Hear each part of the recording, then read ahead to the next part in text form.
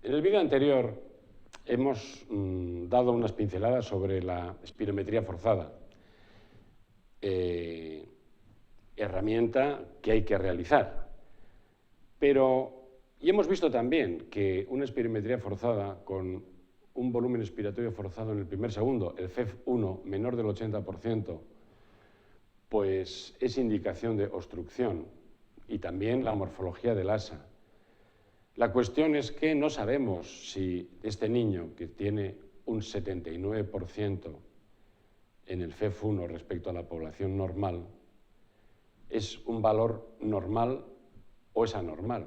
O dicho de otra forma, si ustedes se encuentran con una espirometría forzada con un FEF1 que está en un rango de un 100% respecto de la población normal, podríamos darlo como que es normal, pero no sabemos si él estaba en el 120. Por lo tanto, nos obliga a hacer una prueba broncodilatadora, que eso es lo que vamos a tratar a continuación. La prueba de broncodilatación, como el rango de normalidad está comprendido entre el 80 y el 120%, nos obliga a que tengamos que hacer una broncodilatación para saber dónde estábamos, porque si estaba en el 120 y ahora está en el 100, estaría obstruido y lo estamos dando como que es rigurosamente normal. Por lo tanto, debemos de realizarlo siempre en una primera valoración. Niño que vemos con diagnóstico de sospecha de asma que podemos hacer una espirometría forzada, le hacemos una espirometría forzada basal y un test de broncodilatación.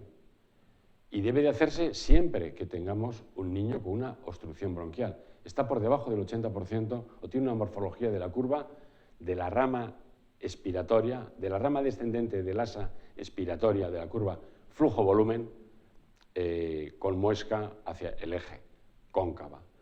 Y hay que poner en evidencia, porque este es el concepto, insisto mucho en el concepto de asma bronquial, de que hay una limitación reversible del flujo aéreo intrapulmonar, parcial o completa, o a veces irreversible. ¿Y cómo lo hacemos? Para hacer el test de broncodilatación lo que tenemos que hacer es una espirometría basal. Obvio, porque tenemos que comparar la basal con la postbroncodilatación. Hacemos una espirometría basal, administramos 400 microgramos de salbutamol, albuterol en los países anglosajones, inhalado y con cámara espaciadora. Y el tipo de cámara espaciadora que utilizaremos dependiendo de la edad. Si el niño es menor de 3-4 años, utilizaremos cámaras pediátricas, es decir, cámaras de pequeño cubicaje, de bajo volumen, y si tiene más de 3 o 4 años, utilizaremos cámaras tipo adulto de mayor cubicaje, cuyo volumen está alrededor a los 750 mililitros. Por lo tanto, espirometría basal, administración de 400 microgramos de salbutamol inhalado mediante cámara pediátrica en niño pequeño, tipo adulto el niño mayor. Sí.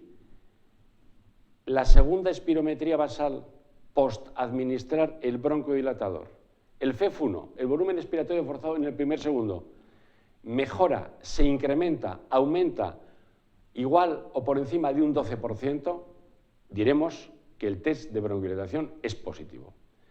Si la broncodilatación está comprendida entre el 9 y el 12% respecto de la previa, es decir, postbroncodilatación incrementa el FEF1 entre el 9 y el 12%, no podemos decir que el test de broncodilatación es positivo, pero que sí ha habido una reversibilidad en la prueba previa que puede ser compatible también con asma bronquial.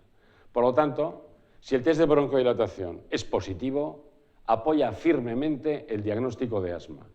Y ya tenemos dos cuestiones. Limitación reversible del flujo aéreo intrapulmonar. Segundo lugar, si hemos tenido que hacer una determinación de óxido nítrico exhalado y está elevado, inflamación ligada a los eosinófilos.